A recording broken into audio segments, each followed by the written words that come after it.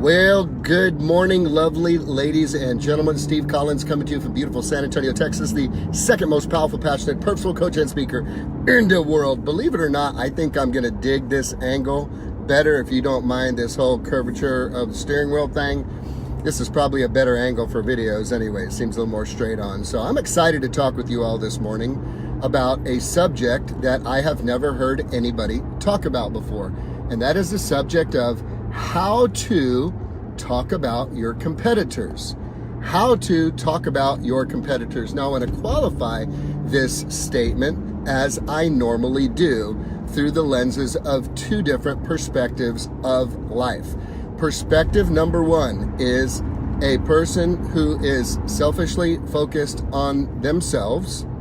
And perspective number two is a person who is outward focused. The person focused on themselves is typically in survival mode, maybe moving into stability mode, and they are stuck in a place where their world is very, very, very small.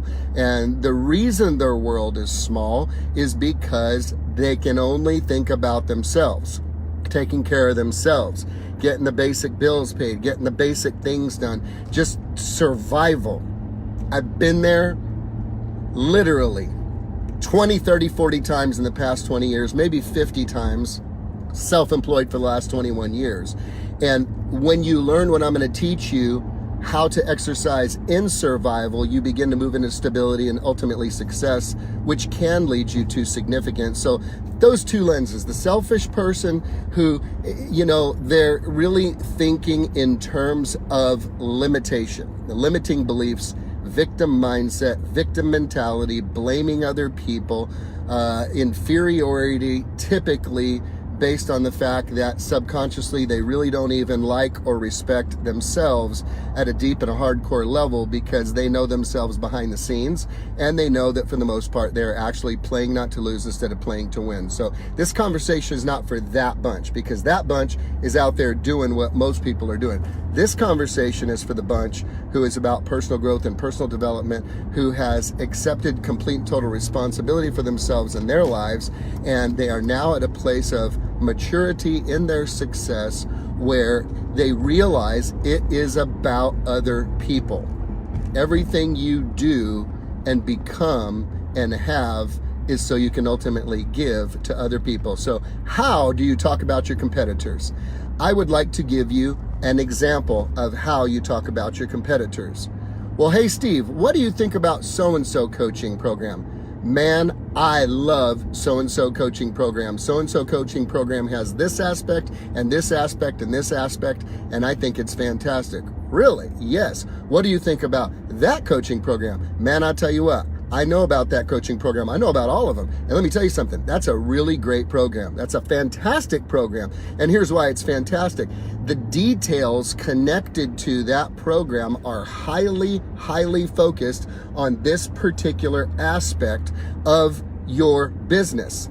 And it is a science to achievement, and they've got it nailed down. Really? Yeah. Steve, what do you think about that coaching? I think that coaching is phenomenal. And the reason is, here's their positives.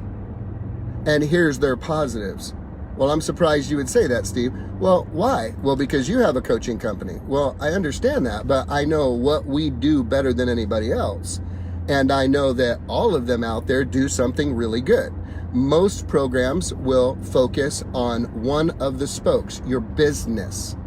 Or maybe you can get a coach to help you with your fitness, or maybe somebody to help you in your spiritual life, or maybe somebody to help you with your marriage, or maybe with your parenting, or maybe with your mental growth and development. We encompass the whole thing. We have action levers for each of those items, so I know exactly what we do better than anybody else. And truly, I don't even really have competitors. What I have is I have brothers and sisters in the same arena who offer something for everyone. You see, the challenge with most people is, here's the thing, you are not ice cream. You are not tacos. Ain't everybody gonna love you. Okay? Ain't everybody gonna love you. You ain't tacos and you ain't ice cream. There will be typically 30% of the people who will be into what you're into. 30% of the people who will doubt and have hesitation. 30% of the people will not want anything to do with you. And the other 10%, they hating. But they're not really hating you. They're hating themselves. And why is that? Because haters, it's not me, it's you. Haters are typically people who see in someone else possibility being manifested that they know is available to them, and yet they haven't taken action to move towards that direction by way of consistent commitment.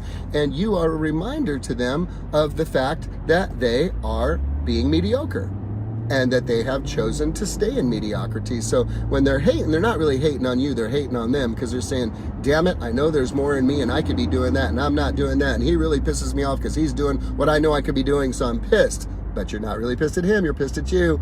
Haters, it's not me, it's you. So when you understand that only about 30% of the people are going to truly be connected to you, then you realize if you're thinking abundantly, you can speak positively about anybody who is in the same arena as you. Hey, we in San Antonio, Keller Williams Heritage, we are the #1 Keller Williams office in the world with almost 1,100 realtors, $2+ billion in production, thousands of sales. One out of every 5 homes that sells in San Antonio has a Keller Williams sign. We are constantly being beaten up by people in the real estate industry that say bad things about us because they're trying to recruit them to go there.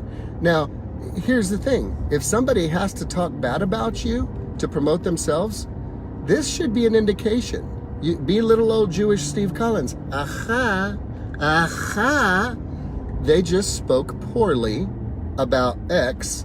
That reveals insecurity and inferiority in them. Otherwise, they wouldn't have to be speaking bad about somebody else.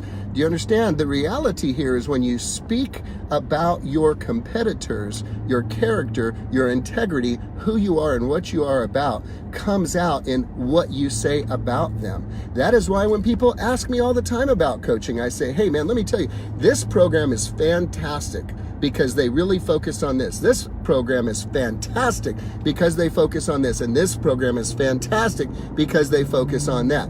I have nothing but good things to say about people who are in the industry that I am in, because I am not everybody's cup of tea. I'm several people's shot of whiskey. Not everybody likes shots of whiskey, and I'm okay with that. And even, the Bible says this. The Bible says, beware when all men speak well of you. Beware when all men speak well of you. What does that mean? That means you probably fake. That means you're probably a people pleaser and you're trying to reach everybody and talk to everybody. But when you are your true, authentic self, 30% will be with you. 30% will be like, I don't know. 30% will be like, screw you. And the other 10% hate you. You got to understand this. So how do you talk about your competitors? Well, that just depends. Are you insecure? Are you weak? Do you have a tumbling position? Are you subconsciously a little concerned or intimidated or threatened? Well, then you're going to talk about your competitors a particular way. But you see, when you're secure, when you are performing, when you have character, when you have integrity, when you have maturity, you can speak of your competitors through the strengths that the competitors provide that you may or may not provide. It is a completely different conversation. So I will end with this simple reality. 2 quotes. One is, lions don't look back when little dogs bark. Are you a lion or are you a little dog?